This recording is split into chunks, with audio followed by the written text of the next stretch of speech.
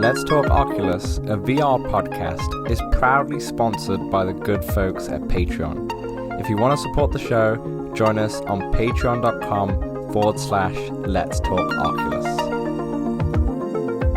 What's up, Oculus nerds? Welcome back to Let's Talk Oculus, episode 227. That's 227. I'm your host, as always. I'm Dan. I'm joined by my co-host, Samson, who's in his pajamas today, folks. He's really cozy doing this podcast. I'm feeling comfortable. We've just had a blizzard. And Dan, was I wrong about the PlayStation VR1? Was I wrong?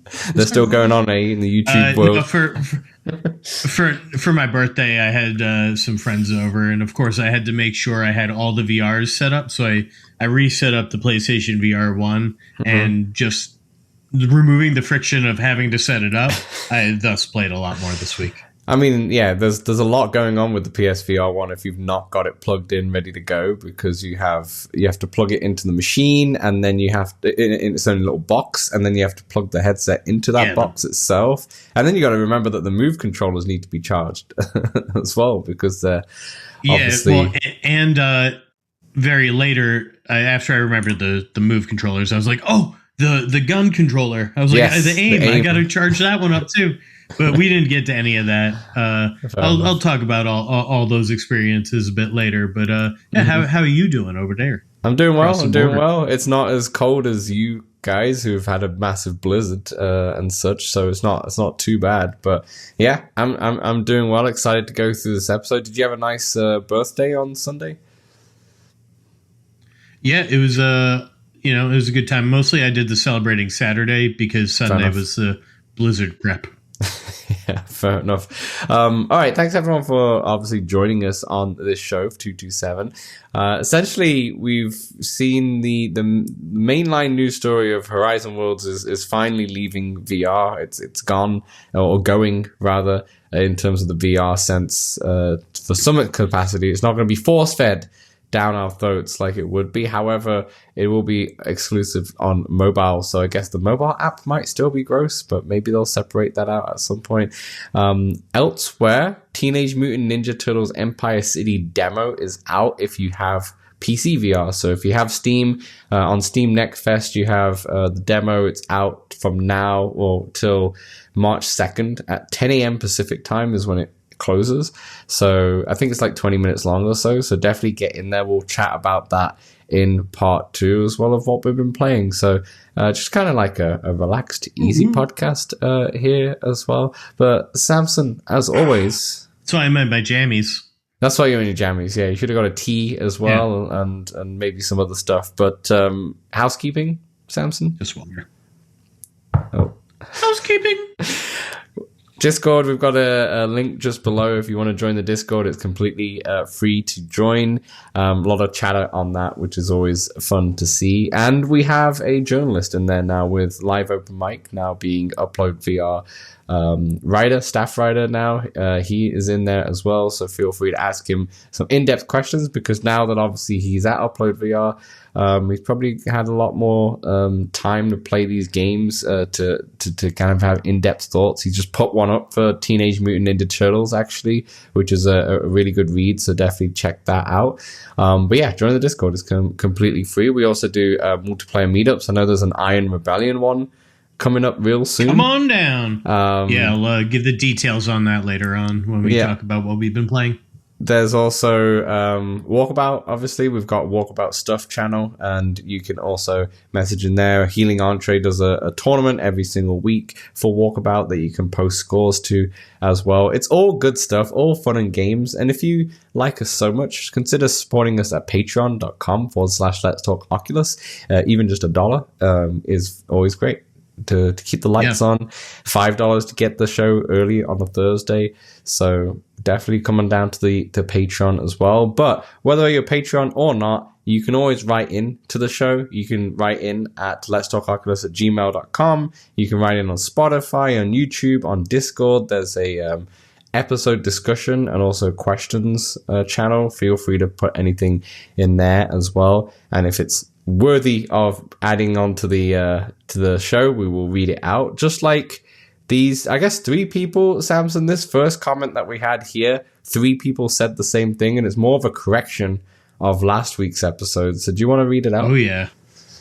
Oh yeah, I would love to. Look at us getting things wrong just to improve the algo, you know? Right. From Bobcod, TBC, and Solo Dive Interactive, just wanted to say that it's definitely possible to connect a gamepad to Quest 3 directly, Bluetooth or cable, and use it through Virtual Desktop for PC VR. This gets you around the requirement to be close to your PC. Also, in the latest Virtual Desktop update, you can now get the vibrations with your controller. Good vibrations. It had been missing, but now it works as if it's directly connected to the PC. Nice. Well, thanks for the correction there. You go. Yeah. So, Samson, no range issue for you moving forward when you are ever going to stream it onto the Quest headset again. If you're going to do that. Yeah, I just have to resync it constantly. Yeah, I guess that's the other. Unless you have a dedicated controller that's just synced to the Quest, but that seems like too much effort. But that makes sense because I know obviously you could do that with. I could probably do that. You could do that with Game Pass, obviously. With the Xbox edition that came out last year, it came with a controller that you would obviously pair to your Quest. Obviously, there's no console that you'd pair for the Game Pass. With the PlayStation 1, though, it seems like the official PlayStation. Oh, that one does Play, have, yeah. That's where you do have to still pair it. Otherwise, it doesn't really work. As far as I'm aware, I mean, maybe I'm slightly wrong on that as well, but for me, I have to pair it to a different profile. Yeah, the PlayStation controller can be paired to multiple devices, though, also, I believe. Oh, it can? Oh, very cool. Very cool. Well, speaking of PlayStation, second comment, Guanatu, who's on the Discord, there you go. They put PX Play for PS5 essentially works better since you can pair your controller to the headset directly too. So he was basically using it. He was playing Prince of Persia, I think The Lost Crown, which is the side scroller one. And essentially he had the PlayStation controller paired to his Quest instead of the actual console. And he said it worked just fine. And that's on PX Play. Cool. So PX Play is just another app that does remote play. It's an unofficial one, but seems like it works much more streamlined than having to do the 2-profile issue that the official one has. So maybe download PX Play. Good shout. I didn't not see that on the list, but I wasn't looking too hard. I was actually looking probably for the official app. But yeah, thank you so much for that suggestion. So yeah, you know what, Samson? After a week now after that episode, would you play some more through your Quest, or because of the friction of controller pairing and all that stuff, and you have your big screens and your PS5 Pro, you're probably going to leave it on the Quest for now? Yeah, it's sort of that in the situations I find myself wanting to play those games, I have better options at home with the TV and all that. Yeah. And I don't really take things on the go that much. If I was more of a traveling man, then I'd probably be more inclined. Like if I was away from my PlayStation more, I'd be more inclined to do that, try that out more. Yeah. But I've just got better flat options than playing them like over the cloud in my headset. I am like pretty intrigued on the Steam frame playing them like locally. That's I feel like would run a bit better. I think I'd be more inclined with the Steam frame just because, when I'm traveling, even like, let's say I've gone back to the UK, instead of taking my Steam Deck, I could take the Steam frame instead, because not only would I have basically the Steam games on locally, but also playing those bigger games where I said last week how I don't really love to play the big games like Red Dead and such on the Steam Deck, because those games feel like they need that bigger screen, where obviously the frame could do that as well. So we'll see how powerful it is. It's definitely going to be powerful enough to run VR games, so it'll be fine for any Steam Deck game that works now. Did you see Gamertag he tried it out at a buddy's place or something like this, and he sort of put out a video about it. He was able to talk about it, but not give real details or show anything. But he said he tried Half-Life Alyx standalone, and it ran at about 40 to 50 frames. Wow. But yeah, that's not even optimized yet or anything like that. So yeah, it's pretty cool. Yeah, and I don't know if that would that is good for VR sense, because 40, I think with VR you need it like but you want to get up to like 72 to 90 and such. Yeah, so I would not be surprised if Half-Life gets optimized for. I know they're working. They already said that they're working on it, Steam or Valve rather. So yeah, that for sure will come at some point this year with the headset, especially if they don't have a game coming out with the actual headset itself. Right. But yeah, thanks for your comments. We always enjoy the comments. Definitely put them in, and we'll read them out on the show. Samson, before we get into like the Horizon World stuff here, you also asked the community on Discord to share some of their best stories regarding presence in VR. Do you want to explain that question, what that means?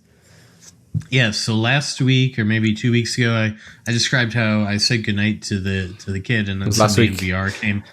Somebody in VR came and gave me a hug. I was like, hey, God, it's just so much.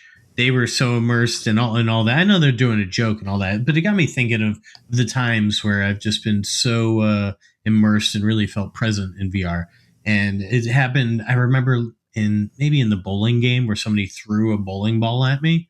Mm-hmm. And like for VR bowling, and I just did the gut reaction where, oh, I'm gonna catch something heavy. Yeah. And so like times like this where you've been just convinced that you're in these spaces. You're so immersed, so immersed that when you're trying to lean over on the pool table, you will fall down. Like friend of the show, Squashy, has.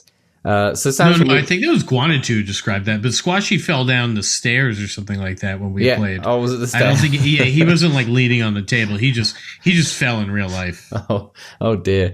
So we did have quite a few comments. Too many to kind of just share on the show, but I did pick out two that I did want to maybe shout out. Samson, I'll read the first one. You can read the next one. First one's from D-Max. He put, in Vermilion VR, I'm painting a reference photograph I had made of someone's cat using the Logitech MX pen.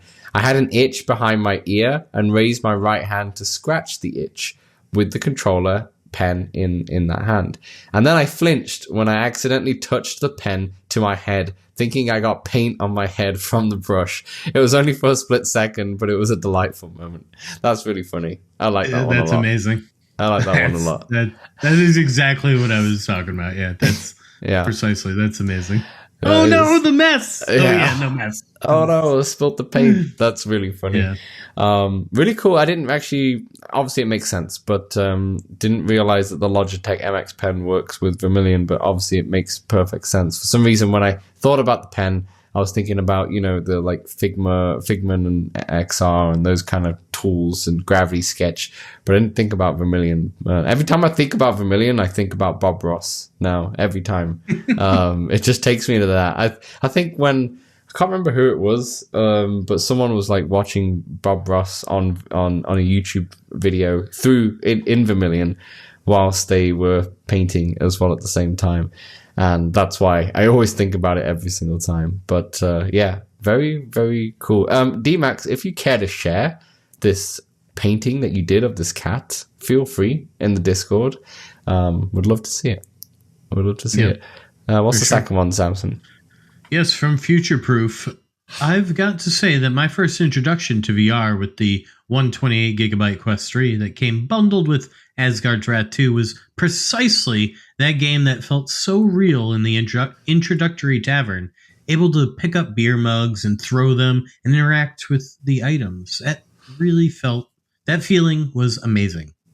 Yeah, I mean, when you first go, even at this moment now, like I've been playing VR since this 2017, since the PSVR1, and even now, when you're like able to interact with objects and such, I find it quite amazing, especially if it's done right. One of the what's the Arcanage is a perfect one of that. It's so interactable in terms of and it's designed that way.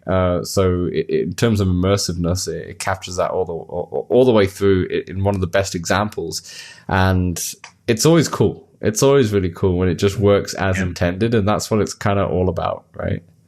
That was a big thing for Medal of Honor for me. There was so much to interact with that you could just pick up, read, check out, and throw. Yeah, absolutely. So yeah, I guess that's really what VR is all about, to be honest. That presence, the immersiveness, to have experiences that you would never be able to do in just like flat screen gaming and such, which is the coolest part about it. But thanks for everyone for putting comments in. A few of you did on the episode discussion, I believe you posted there, Samson. So yeah, because last week I said I ended with, I think there was something I wanted to ask the listeners, and, and that was, I remembered. But so you come on down to the Discord, sometimes you get what I forget to say on the podcast. Exactly. All right, moving on to just the news story of the day, and then in part 2 we'll talk about what we've been playing in the Teenage Mutant Ninja Turtles demo. Horizon Worlds officially leaving VR, so it's not really a breaking news story because we kind of heard some of this from Bars, CTO at Meta and all that stuff earlier on the year when they had all the big cuts. But they posted a blog post posted a blog post. That was great English right there. They posted a blog post. I'll say it again. Our renewed focus in 2026. And the VP of content, Samantha Ryan, she basically put in there's a big article in there and you can read it, but a few quotes there. She says, Horizon Worlds will become almost exclusively mobile and won't be pushed to Quest users.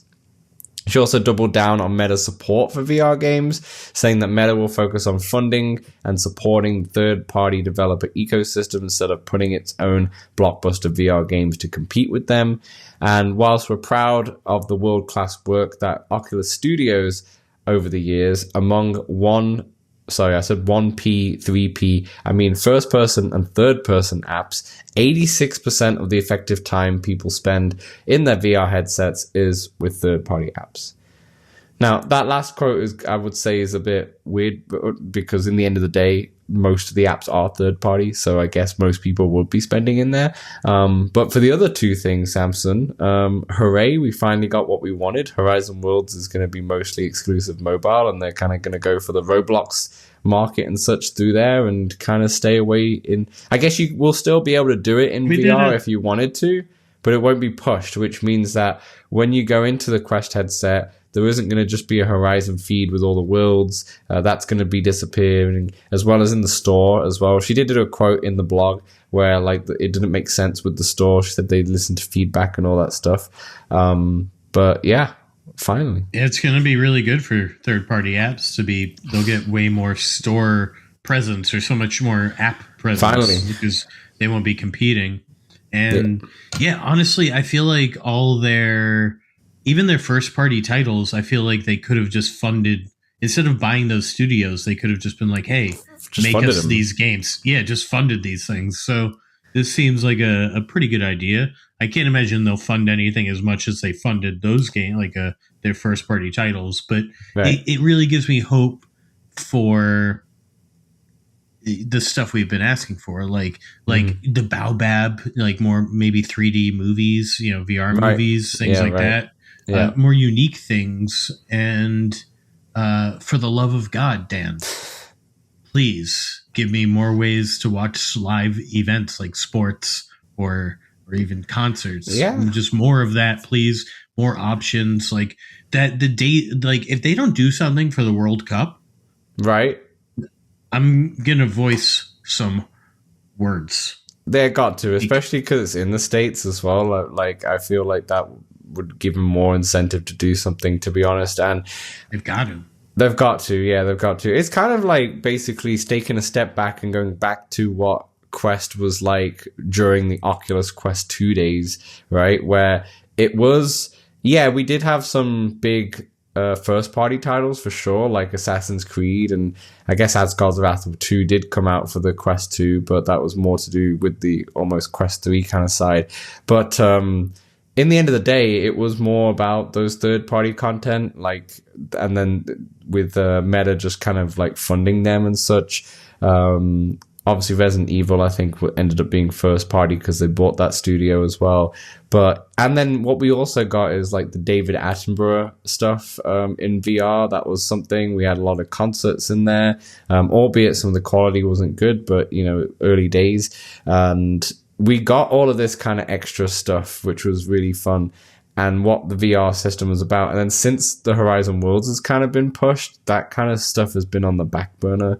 At least it feels like it. Maybe it is still there, but just it's not as easy to find, right? So it's going back to like a normal VR headset, what the Oculus was. And, I wonder if they go back to the Oculus name for the Quest line, just so it's separate, just so it's separate.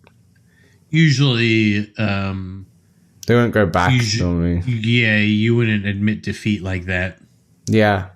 I'm just thinking, like, you obviously got Sony, PlayStation, Microsoft, Xbox, and then Meta could have their Oculus as their gaming brand. I guess it's just Quest. Yeah, I guess it's just Quest. That's fair. But, yeah, I think in the end of the day, though, it's just a wait and see how things are. Sometimes these are just words, and we'll see how it all actually goes. We'll see if the fitness and the socializing and the movie watching and all that kind of stuff kind of gets brought into the forefront now with the big AA games just disappearing. Yeah. It makes me think that maybe I was completely wrong in terms of Batman 2 being close to being released, because I don't know if they'd cancel it if it was like it's going to come out probably at the end of the year kind of thing. I imagine it was at least 2 years out. They wouldn't cancel it otherwise. I would think so, because otherwise they've already put so much money into it. They might as well see it through, and that will probably generate a lot more income anyway, because Batman did amazing, right? So yeah. So I do wonder exactly. Yeah, I do wonder exactly what it means when they say they're going to be like investing in third-party apps. It's very wide. It's casting a very wide net. That could mean a lot of different things. Yeah. And exactly how much. But all we can do is wait and see and kind of take them for their word.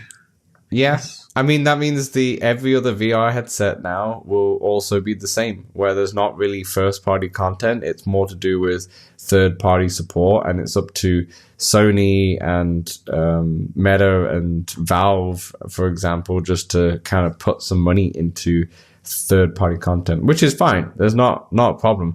But honestly, I think back to the PSVR 2, and obviously they've kind of just not bothered with first-party content after the first year with the PSVR 2. I mean, that was an issue in itself. But the problem with the PSVR 2 is that they have such a tap-in terms of it's an add-on. This VR headset is an add-on to your PlayStation, and they could do what the PSVR1 did and have so many more games that just had VR support. And it will get people into it. And I feel like, once again, now that Meta are kind of pulling away a little bit in terms of pulling out of the like gaming space as much, Sony have a tap in to really dominate this market, but they're just kind of leaving it alone, unfortunately. Well, it's down to, they docked the price down to $300 on PlayStation Direct.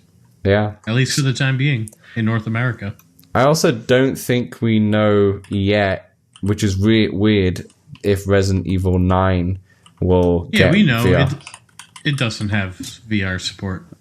Right. And they say it's not coming. But we hope. Yeah, they say there's no plans. Yeah, okay. I didn't realize that. They did announce that. I thought they just haven't said, and everyone's just kind of waiting, because obviously they did it for 8 and 7. But it will work in, like, for those on PC in UE VR.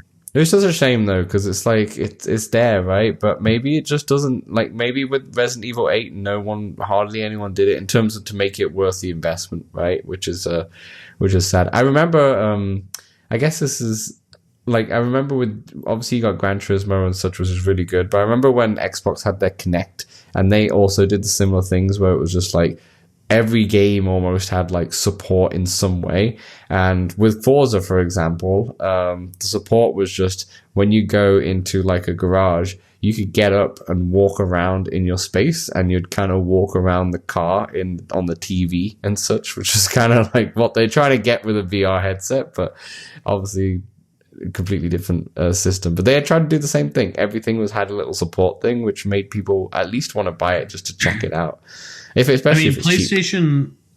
PlayStation VR offers some of the like highest fidelity things you can get. Does. So it's going to have flight sims shortly. Gran Turismo, No Man's Sky. What else was I talking? Oh, Subside. That one looks unbelievable. Yeah. And then the fact that you can play like two of the REs. Those aren't my vibe necessarily, but those are very impressive games all the same. Yeah. And then Arcanage. There's a lot of games that have been improved with the PlayStation VR, with the PlayStation 5 Pro as well. And Hitman. So like none of those are really possible. Well, Arcanage, but standalone can't really handle all those. So yeah, and I believe it's got games for sure, and all those games take so many hours. And Hitman just got a update as well for like a new target mission as well. Isn't it related to Resident Evil? Yeah, it is, and which kind of goes hand in hand. It's limited time for sure, up until I think March 24th. But yeah, it has Mila Jovovich. I can't speak today when it comes to names, but that is now available. It's on almost every system available, to be honest. But obviously, if you want to play in VR, you play on the PlayStation and I guess Steam as well. So yeah. Anyways, that's Horizon Worlds. It's disappearing, Samson. Hooray! I mean, if some of you haven't listened to our episode last year, I think it was around this time last year, where we were like, let's give Horizon Worlds a try. I think the episode is called something like that. Like we gave her, like, let's give it a try and such. It was around February, March last year, but it was actually a fun one to do. Was it last year? Yeah. It was like February, March this last year. But that was a fun one to do because we were like, you know what, we keep bashing it. Let's just go back in it because it's been a long time. And yeah, okay, you can just listen to the episode. I don't remember it being that much fun. No, it wasn't. No, it wasn't. The one thing that I actually really enjoyed was it was a gunslinger little mini game where everyone's just in like the tavern, shall we say, and you randomly get spawned on the road basically, and you're against another person. You do a draw basically, and whoever's quickest to draw and shoot obviously wins because the other guy's dead. That was fun because you're just in the tavern waiting, and then all of a sudden you spawned into the middle, and everyone's kind of watching, and then you just got to be really quick with that was really fun. And I think I did a Squid Game one, which was just full of children, and it was awful. It was just bad. And I did quite a few, but we'll go through that in that episode if you want to listen to it. But the gunslinger one was fun as a fun multiplayer thing. But I don't think. And now I think listeners should go back and compare if you're misremembering or not. Yeah, absolutely. All right, that will do for part one. Part two, we'll get into what we've been playing and the Teenage Mutant Ninja Turtles demo. So we'll see you in part two. Hey, we know public lobbies in VR games can be a bit toxic, feel a bit empty at times. That's why we created the Let's Talk Oculus Discord, a friendly community that you can join for multiplayer meetups, general VR chat, the game, and chat about VR, fitness motivation, and there's even a very impressive 3D printing channel. Join over 100 of our community members in the Let's Talk Oculus Discord for free. The link is right in the description. All right, welcome back to part two of LTO 227. Samson, I know we're talking about what we've been playing. I know you've been playing this game, but Teenage Mutant Ninja Turtles, Empire City, that is the big game that's out this year, which is out. It's right around the corner, to be honest. They say spring, which could be in the next month or 2 months or so. The demo... Yeah. It doesn't feel like spring is anytime soon. Spring, yeah, not for you. It seems like it's in the depth of winter. But spring is right around the corner, and it could happen in March. It could happen in April.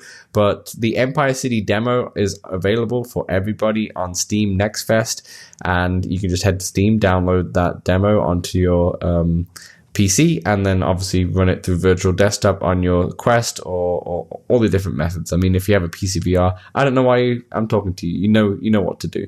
There's a time demo up until March 2nd, so it begs the question that maybe this game will be out later in March as well. Who's to say? Now, like I said, there's an amazing article by friend of the show, Mike, Live Open Mike, on Upload VR. Definitely go check out his impressions on there. It's pretty solid. But Samson, you've been playing it as you've... I did play it. Yeah. Tell me about it. Well, Dan, it took me about 25 minutes, and okay. I'll get into why it took me a few minutes longer in a bit.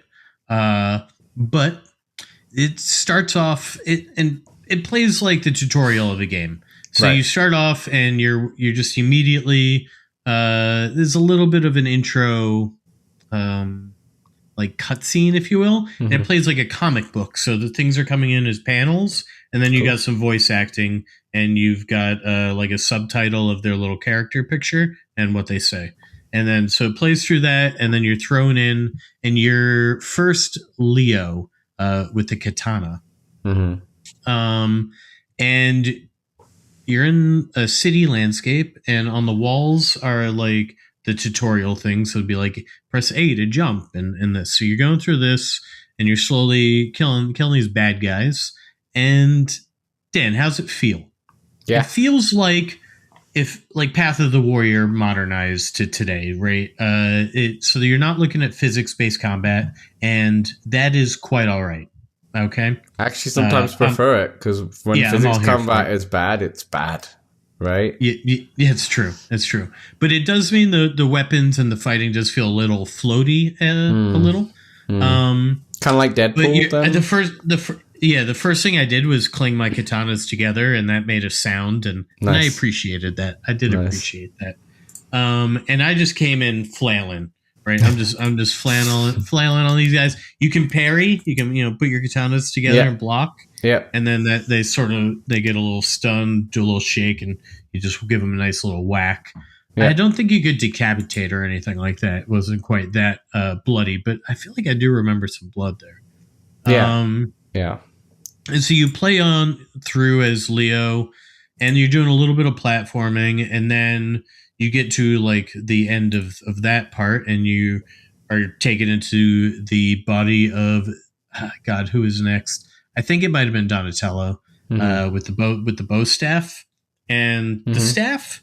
After having two dual wielding, getting limited to the staff felt a little limiting. But if you hold it with two hands, that's how you sort of get it to be powerful. And it did feel more natural, sort of blocking with this. I did learn it grew on me, that bow staff. Oh, so if you use it with one hand, you don't get as much oomph with it, So each character has I don't know how to describe like a special it really, power, but some sort of like a special power. And the bow staff, you can't get it unless you're using it two-handed. Oh, I see. Yeah, I see. Yeah, so it's like a bonus, if you will. I can see that each turtle has its own main traits and kind of roles. So obviously it can be a co-op game, single player in the demo, but each person obviously in co-op, 4-player co-op can all bring something to it. So I think when I read it in Mike's thing, that Donatello is more to do with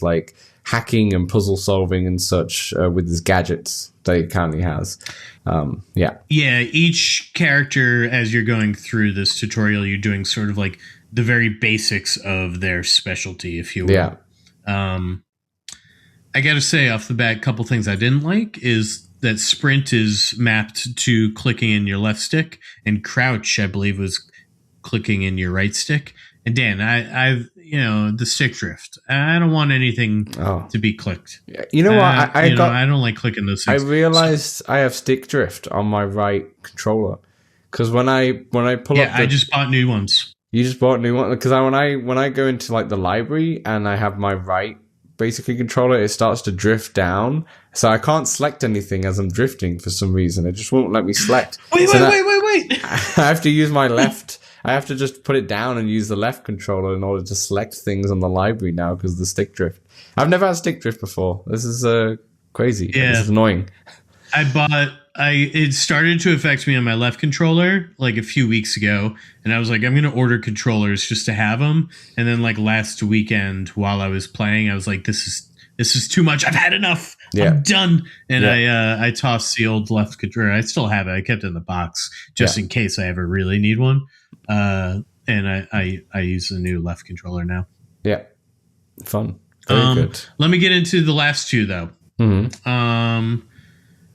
So Mikey, the last two was Michelangelo uses nunchaku, the nunchucks, and Dan.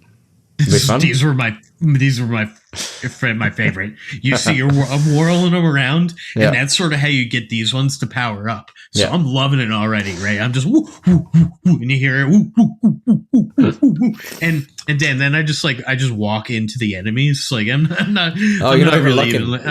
I'm looking, but I'm not like good. I'm not like in a fight. Aiming or anything. I'm just wooing. I'm just worrying. You're a helicopter, basically. Yeah. And then it's a blast. But there's also some there's some amount of sneakery, like you can kind of sneak. I wasn't trying to sneak much, but it can be to your advantage, and you do that by crouching, and then you just one hit people from behind. Fun. Oh, Dan, there's also kicking. You just press B. Oh yeah, like a Deadpool. Is it sliding or is it just a kick, basically? It's not a slide. It's like a jump kick. I guess. I see. Kind of.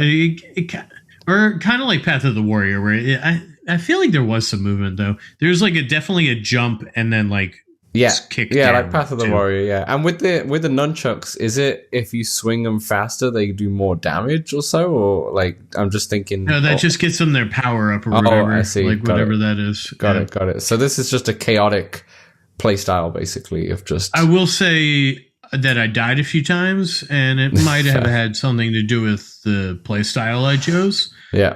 And I also don't think they expected people to die in this, because when I would die, I'd get sent to the start of the level, but there'd be no enemies. So I would just be running, and I'm not trying to sprint because I have to click in. So I'm walking through the whole level where there's no enemies just to get back to where I was before, where now there's enemies. Right. So maybe I didn't have the best attack method, but it got me through eventually. And then what about Raphael?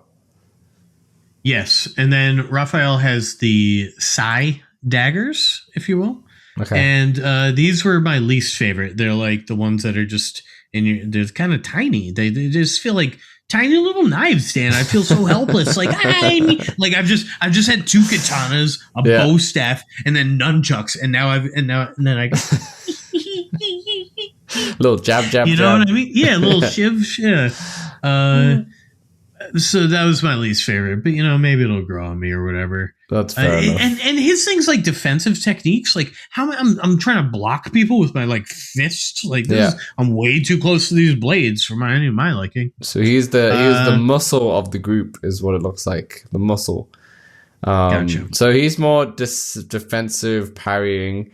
Michelangelo's more parkour is what I'm reading, as well as he more on the traversal parkour and such, and then Donatello's hacking and puzzle solving, and then Leonardo seems like he's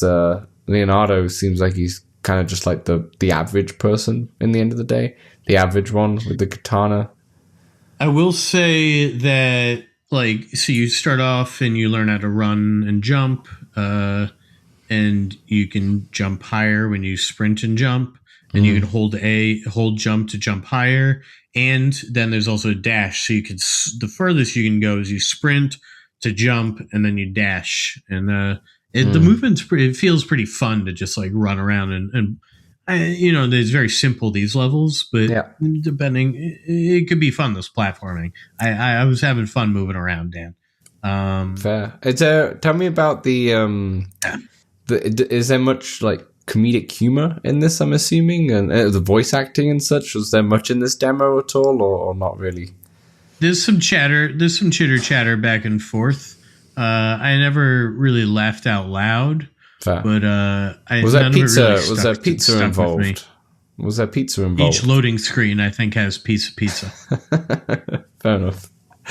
Then at the end, you're tossed into like the hub, which is where I think like you'll meet your multiplayer friends and all that, where you can sort of go on these missions. I think I didn't really explore the hub. Oh, I see. Honestly, I was pretty sold on it, so I'm like, all right, I'll get this. Yeah, and it's you can't play co-op in the demo, right? As far as I'm aware. I don't believe so. Yeah, I didn't try, but yeah, I don't think so. I think that's what Mike said too. And reading Mike and obviously hearing from what you're saying, it seems. I mean, Cortopia Studios is doing this game, and they did the Gorn. They did Gorn 2, for example, like the latest one that they did. And it seems like I don't know, you can tell me because obviously I know you've played the original Gorn.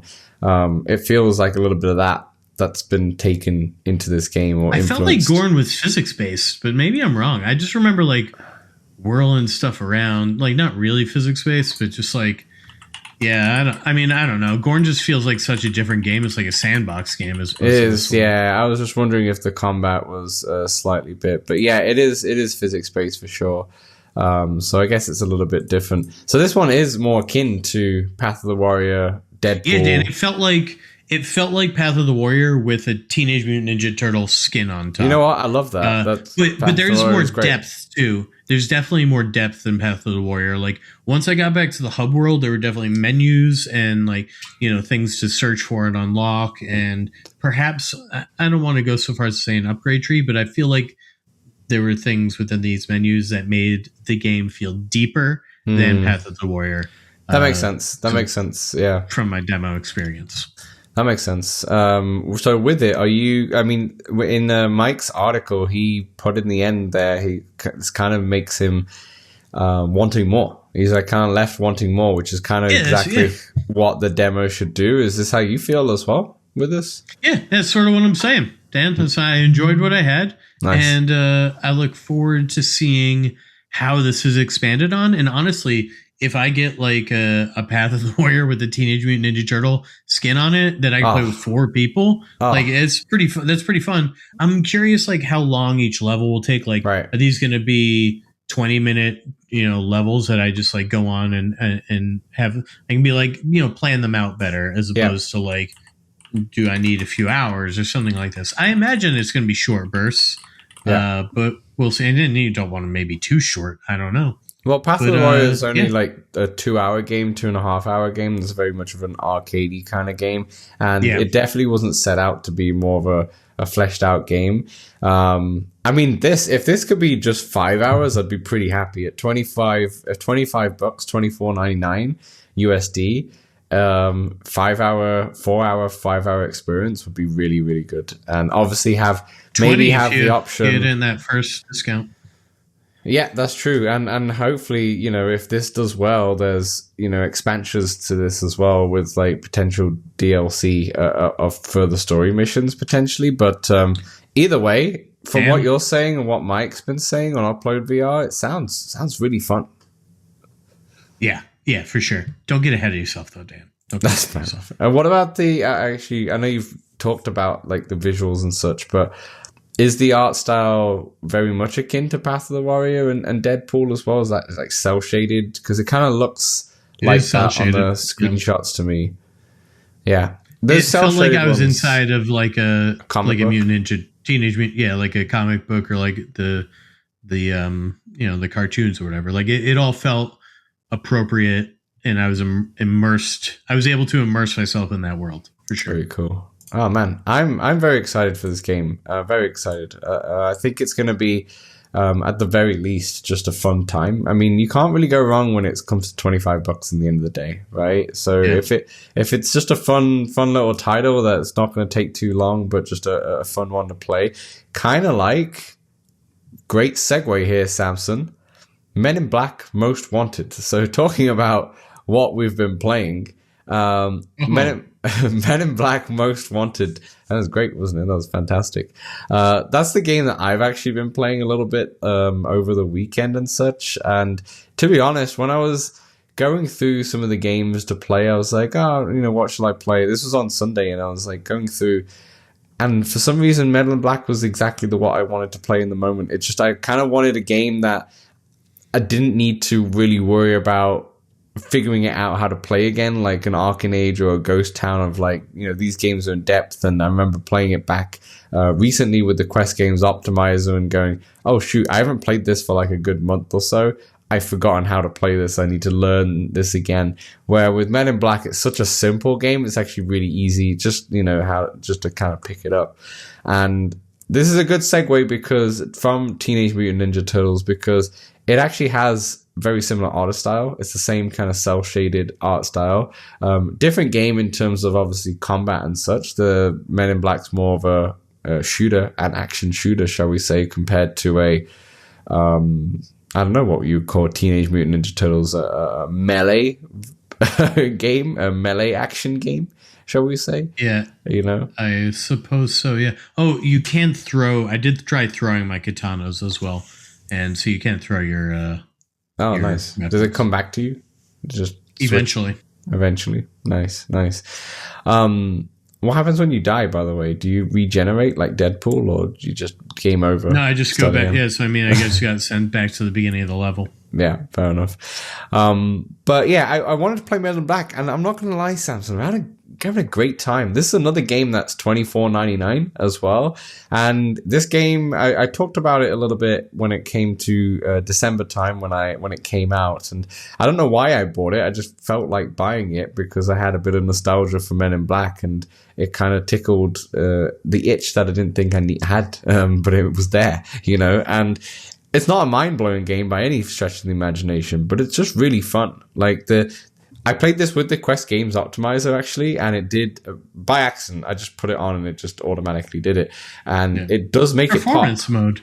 No, it was a HD mode, actually. Okay. But it did make it pop. Like, the cel-shaded graphics did pop, and I was like, oh, this actually looks really nice. It really pops off the screen, the colors, and there's just the art style is gorgeous to play in. And I'm really enjoying just being in that world. It's very easy to kind of pick up again. In the end of the day, you have like 4 gadgets basically, and one gun. A couple of guns as you kind of pick it up as you kind of go along. And it's the voice acting is really good. The way they play in the levels, even though it's so simple, it's just fun. Like, for example, the level that I was doing is you walked up to the counter and the woman was there, and you basically say, oh, I was so-and-so doing the inspection today. And she's like, oh, I wasn't expecting anyone. So then you kind of go find a hidden route. It's kind of like easily to find. It's not like it's going to be hard. It kind of shows you what to do. But you kind of go into like the washroom, and you go into like basically you find your way into like the store, there's the staff room, and you see the schedule, and you find out it's a different name. So then you come back to it and go, oh, I'm filling in for this person and such. And it's kind of those little tiny, it's when I say puzzle, I'm saying incredibly easy puzzle game, because it kind of just feeds you where you need to go. But it's just fun to kind of just enjoy the storyline that way. And the fact that, so long for the ride. Yeah, and you go into these areas where it says you're trespassing. So, when I went into that staff area, there was a massive window in there, and you could see her. And as she was walking towards it, I had to quickly close the blinds so she couldn't see me in there. But if she did see you, then you have to run out to her and basically whip out I can't remember what it's called, but it's the device that you can kind of reverse their memory for like a few hours or something like that. And that's fun too, to pull that out and kind of do that when you need it. But the whole idea of the game is just like Men in Black in the movie, where basically it's mission to mission, and there's like, I think there's like 8 aliens. There could be less than that, I can't remember, but it's all on the screen. But you have to go find them and capture them, because they've been doing some shady business, basically. So, and obviously they're dressed up as humans, basically, as they're in. So this one, they're pretending. they're pretending, but they're allowed to live in this world according to the state laws in the game. Anyway, that's what keeps getting mentioned. But this guy was just like a crate worker basically, and you just had to go in, and he's like, "Oh, you got no evidence, so blah blah blah." So then you have to go and find the evidence, and there's a little bit of puzzle solving. Like you have to climb up a crane and kind of make yourself get around, because and this crane is not right in front of you. You kind of need to go find where you need to go, and there's collectibles as well. And then there's always there's the puzzle moment, the mystery moment. There's a bit of interrogation moment where you have to like grab the alien, and then you have to just slap him a few times with your back of your hand, just for comedic effect, just to get him to talk and show you what he needs to show you. And then there's always a shooting aspect to it. Like there's always in the mission, there's always at least one or two arena shooter areas where all of a sudden there's a bunch of these kind of tiny aliens, big aliens and such, and you just gotta shoot them and before they shoot you, essentially. And it's fun because when you shoot the aliens, they splatter everywhere, at least some of them. So then the whole scene, the whole area that you were just in is like green goo everywhere from all the splatter from all the aliens, and it looks great. It looks great when you're going through the levels. And does it make a sound when you walk through it? Like, I don't think so. That wasn't the sound I'm looking for. Yeah, okay. I know what you're saying, but I don't think so actually. But yeah, really fun game. Just like a goofy game that I think if you have Men in Black, any Men in Black nostalgia. Now, don't get me wrong. I just watched it as a kid and enjoyed it. I think when I watched it over Christmas, I was like, okay, I can see this is definitely just for kids, to be honest. And it wasn't really, I was like, okay, it's not as good as what I thought it was going to be, but it's still fun for the time and all that stuff. But if you have any of that nostalgia, 100% go play it. Even at full price at $25, it's easy $25. I think the game takes around 5.5 hours to complete as well. And yeah, go get it. But if you don't have any nostalgia for the IP, maybe wait for a sale or pass on it, to be honest. I don't know if you're going to find too much enjoyment. But yeah, I think I said this as well at Christmas time. If you ever have any nostalgia or ever played the Futurama game on PS2, this feels exactly like it, just in a Men in Black setting. And I have lots of fond memories of that game as a child. So yeah, that's Men in Black Most Wanted. That's kind of all I've been playing this week, to be honest. I've just played a bit of that, but didn't play too much VR. What else have you been playing, Samson? Obviously, you had your PSVR1. Yeah. So yeah, Dan. Tell me about it. We got into some Astrobot because I realized that I had played all the PlayStation VR1 games previously on my PS5, and now I've got it's hooked up to a PS4 Pro, and so I had to start over.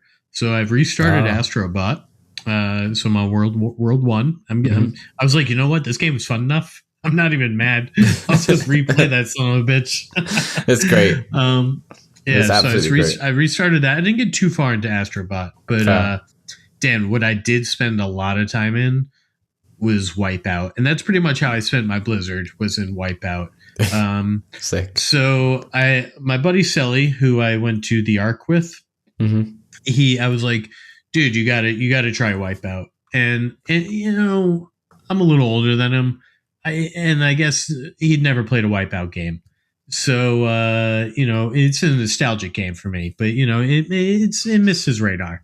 So I didn't know this. So he gets right in, and you know, I forget that I have all the VR helping settings off. So he's got full cockpit, everything.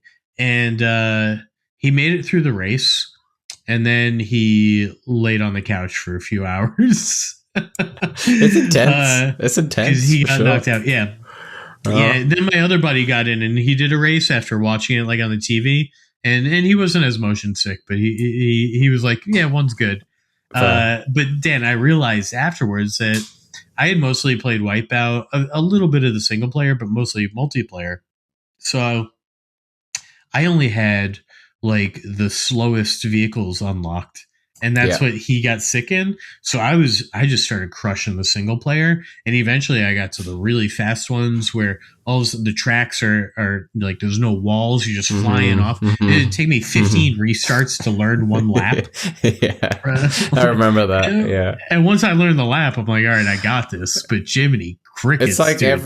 You're going fast. The thing is, it's like, for those of you who haven't played Wipeout, but probably definitely played Mario Kart, it's like with Rainbow Road when you have so not all Rainbow Roads, but some of them have like just nothing on the sides and such. And it's like that, but if you're playing at maybe 200 cc, so it's super fast as well. So it becomes really, really difficult.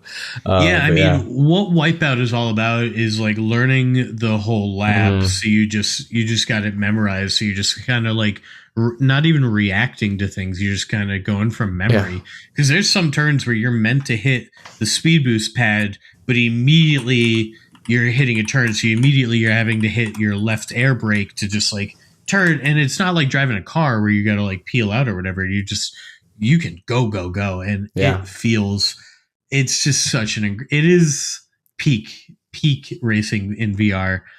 So yeah, I've been playing through that, and Wipeout Omega Collection's 3 games. So I'm on like the last section of the first game, and then probably like a little over halfway through the second game.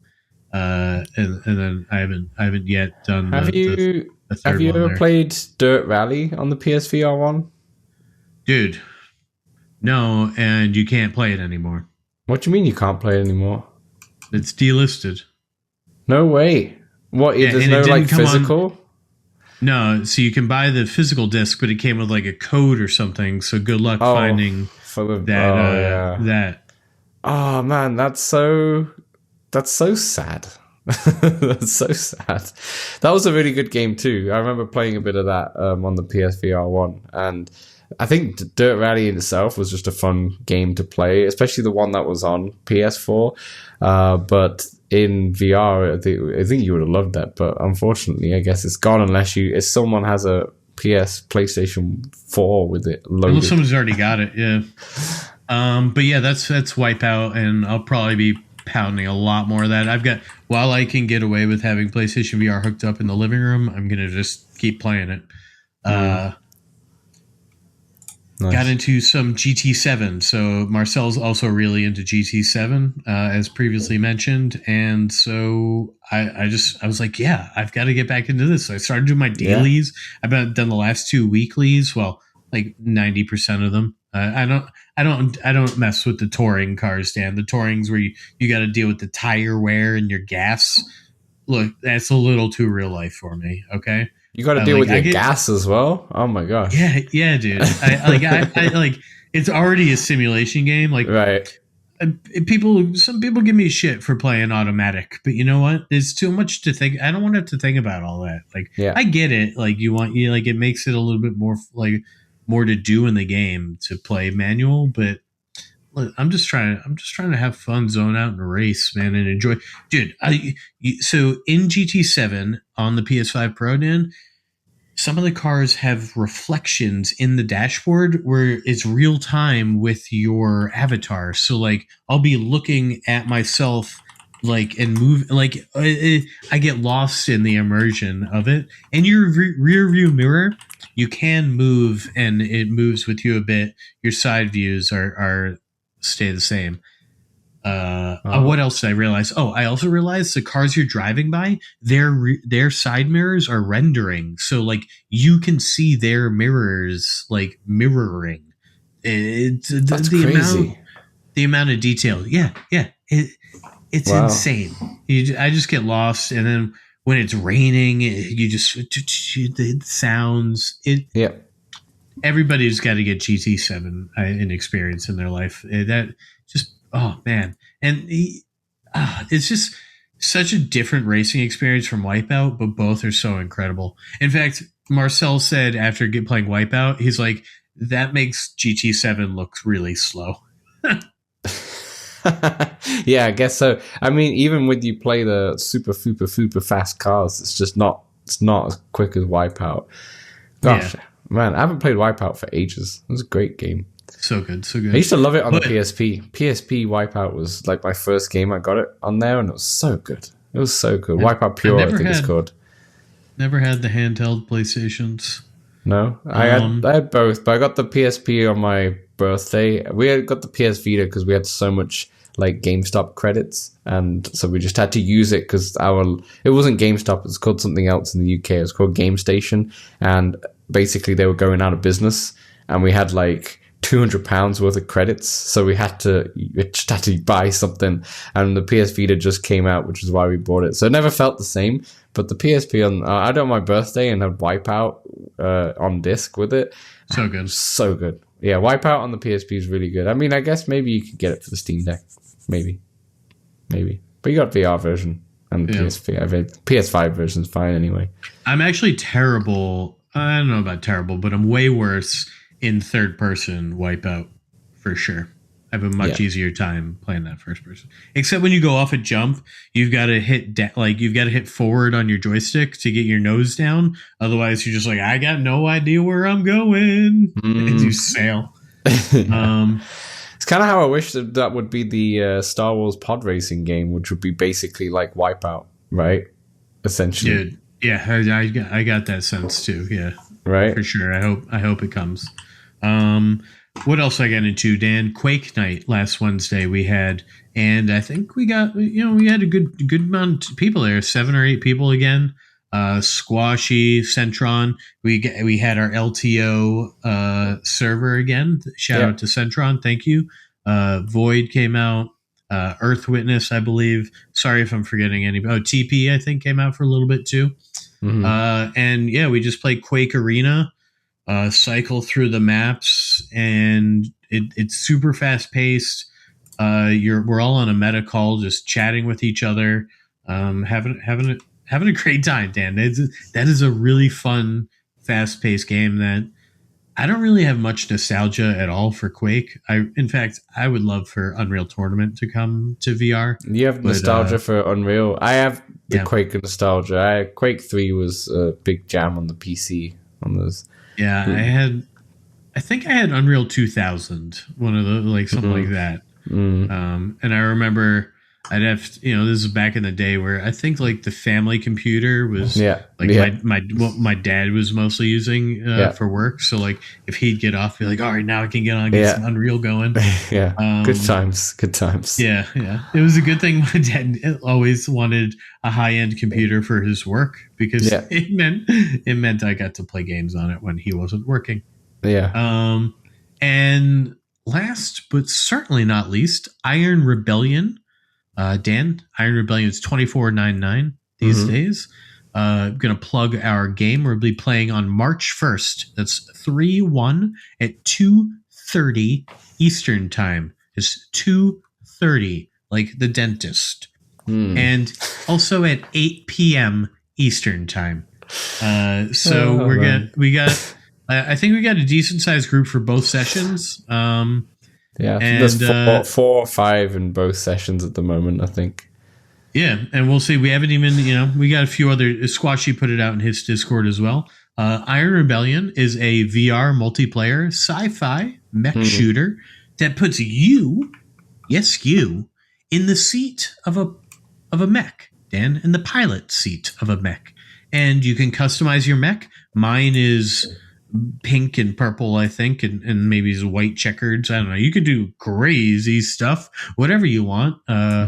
I don't put much time into it, but there are people that might want to do that, and you can. Yeah. You can control every system from inside the cockpit. In fact, when you load into a map, you have to immediately press 4 buttons on the top that sort of turns your mech on. And you have to turn your mic on as well. And then you can also change from the world mic, which would be you can talk to everybody, both teams. Yeah. Or just your team, where you can just talk to your team.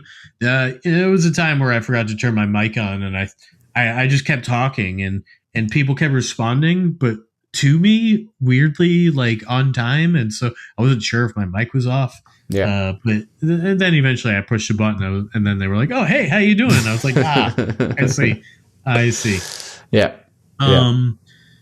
It is a very fun game. So Iron Rebellion, I've been playing a little bit since its early access, if you will. It recently hit 1.0, which gave it AI bots, 8 maps, 12 weapons, 6 different mechs, and a progression system. I'm currently, I think, level 9, and they're currently on version 1.1.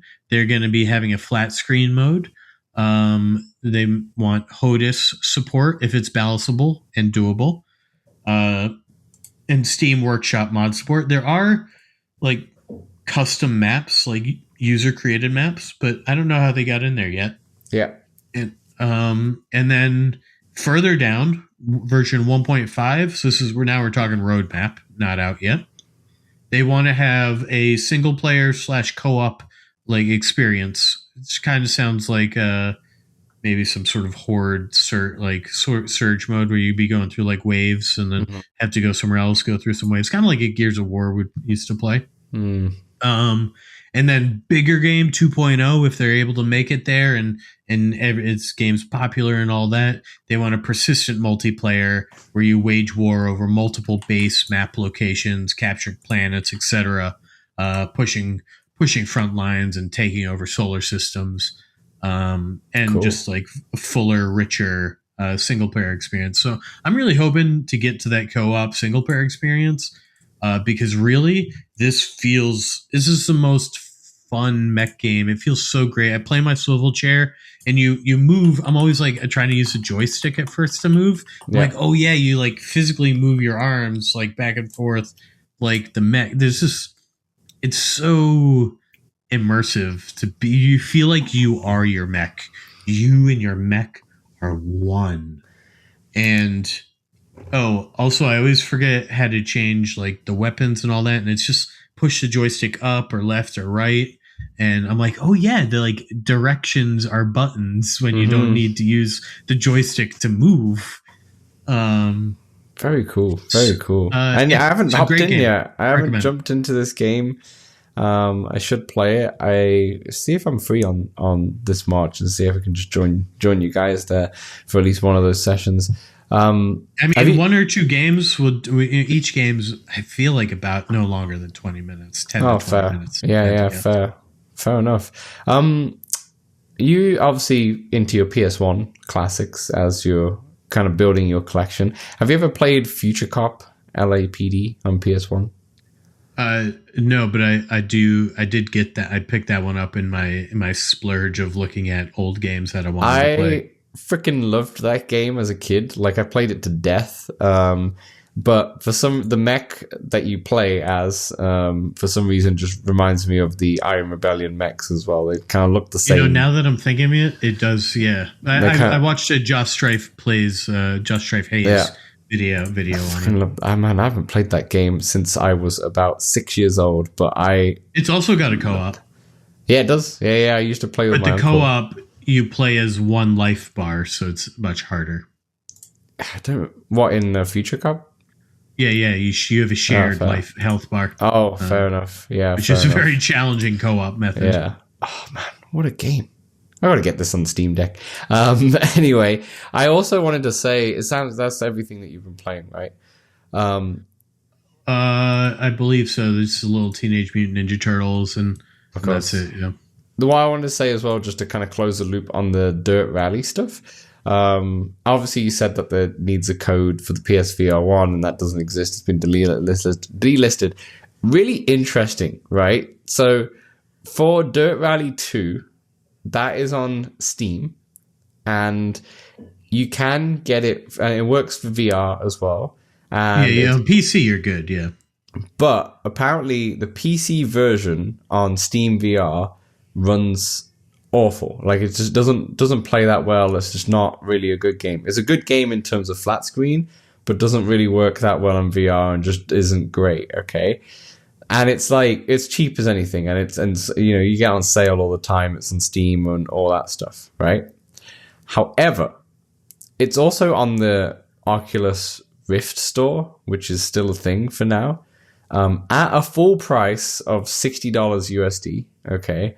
And apparently it's just never come down. I'm seeing reviews from 2019 and it's never come down. Like it's always stayed at $60 USD. Anyway, this version of the game is only in VR. So if you buy it on the Rift Store, you do not get the flat screen version. It's only in VR. Yet It works flawlessly. Apparently, it's like it's used through the Oculus SDK.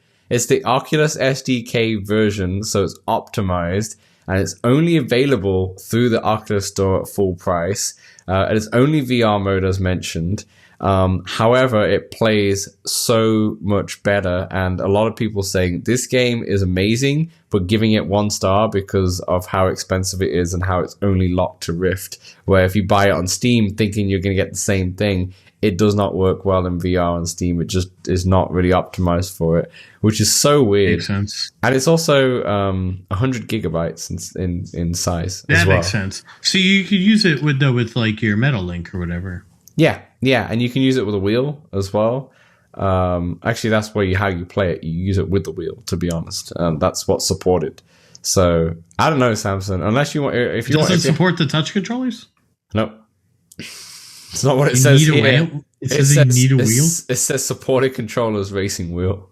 Yeah, it does not say touch controllers whatsoever. I mean, it might do, but it does not say that. Or maybe an Xbox controller. Oh, here we go. Okay. I got another 1-star review here. It says, how do I drive? I bought the game recently on the Oculus Store. However, I had issues downloading it. Once resolved that, I can't drive without a mouse and keyboard. I don't have a steering wheel.